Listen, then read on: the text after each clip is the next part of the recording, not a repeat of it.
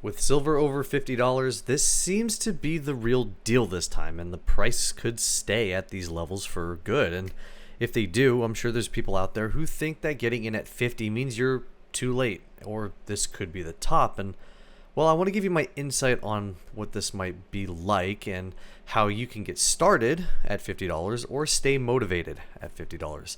So let's break it all down in today's video.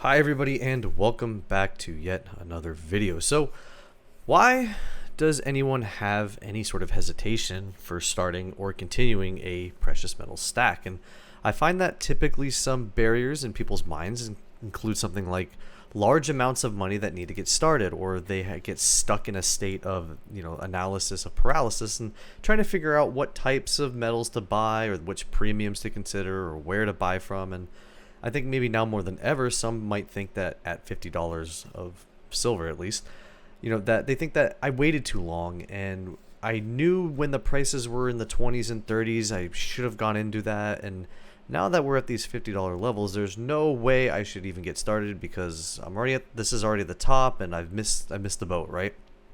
But for those who are continuing, they may be perhaps unmotivated by the amount of ounces that they can get compared to what they used to be able to do. And that sort of psychologically ruins the fun when it comes to stacking, and I kind of understand that.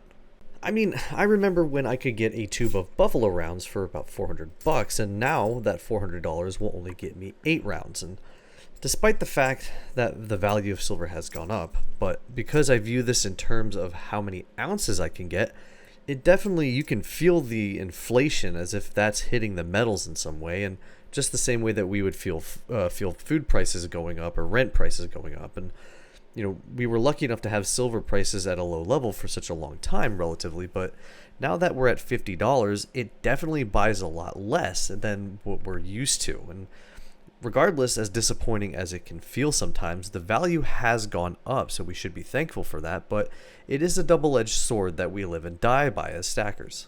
Now, for the new stackers, this is going to feel exciting, even at $50 level silver. I mean, that same feeling that they have now is probably the same way that we felt when we got started, when it was 25, 10, 30, it doesn't really matter. But if $50 is the floor and we never go backwards in price again, then hindsight doesn't really matter as much. Not that it ever really did at all before, but because we can't change that, but that regret feeling of knowing that you could have gotten in at this price isn't going to hit as hard, assuming all of this is contingent on $50 being the new floor.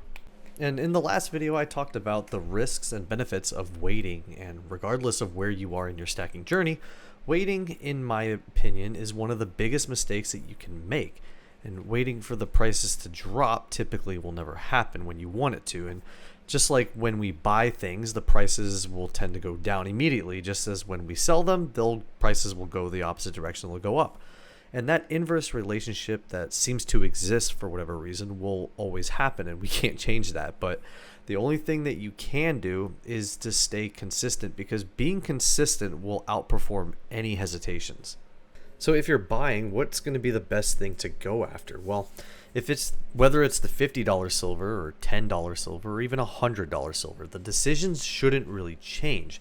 The market conditions can affect certain premiums and availability of whichever item it is, and so in that area you may have to adjust. But when I say when the strategy doesn't need to change, you obviously want to go for the cheapest options or that carry the lowest premium possible.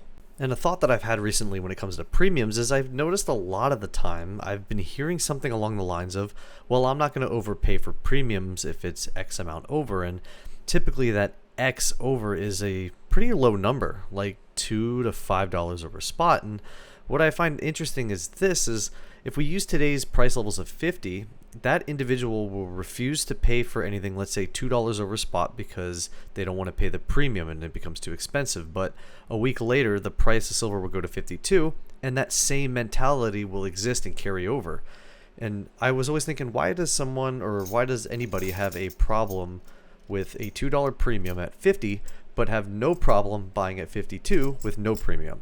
I just never really understood that, and I do understand the concept and the math behind it in terms of saving money and everything, but getting worked up over a premium shouldn't be completely detrimental decisions. And I think that over $5 is when it starts to get into a little bit of the overpaying territory, because it can be a little hard for silver to outpace $5 in terms of price movements. But it's not really that unrealistic, because we just did it with pretty much $20 in a few months. But I guess my point with all this is to just not get caught up in being too strict on the premiums, as price movements can erase those numbers. But depending on what you want to get matters too. But I've just been thinking about this a lot, and I've noticed that people just won't budge even on a very low premium level. But I guess that's just preference and choices that an individual will make.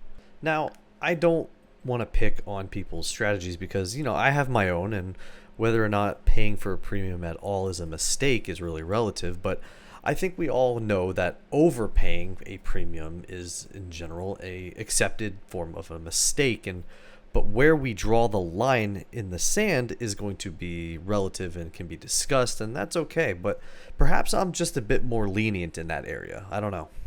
And either way you put it, starting at $50, or if you want to include the premiums, it's really $60 in some ways. But however you want to look at it, I don't think it's ever a wrong time to get started, or to hold off and continue. I think if you ask any dedicated stacker, they're going to tell you that they don't necessarily care about the price. They're going to continue buying. And yes, we notice it, and we can be kind of influenced by it in some ways, but we're more concerned about the ounces that we accumulate. And just because the price prevents us from getting more in terms of quantity, it shouldn't really change our mentality from whether or not we start or stop our stacking habits. Because whether silver pulls back into the 30s or 40s, that's just going to give those who are consistently buying a chance to accumulate more. And if the price goes higher, then we just can't get as much, and that's okay. But I find myself lately with these new high price levels, I'm finding myself to think as if I need to find more ways to scrape or cut back to save more money, so that I can buy more silver, as if it's like a utility bill that needs to be paid off at the end of the month, and I'm going to be afraid that I'm not going to be able to have enough money to cover the cost if I don't. And I'm not sure if that's a healthy mindset to have, but to me it's a bit of a game that's being played, and at least that's how I view it. It's how much can I put away that's going to be a little bit more than the last time, and that's just how I think of it right now.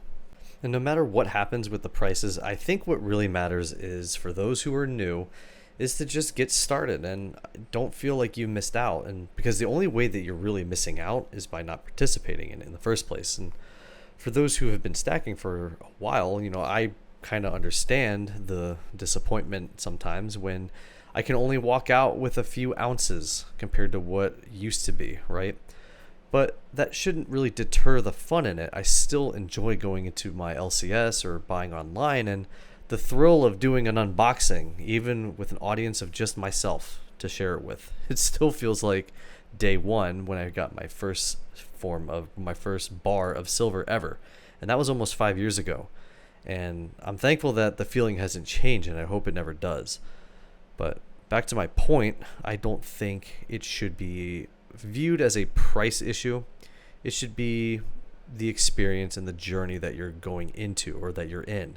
Because whether you're new or experienced, the best thing you can do is to start or to keep going.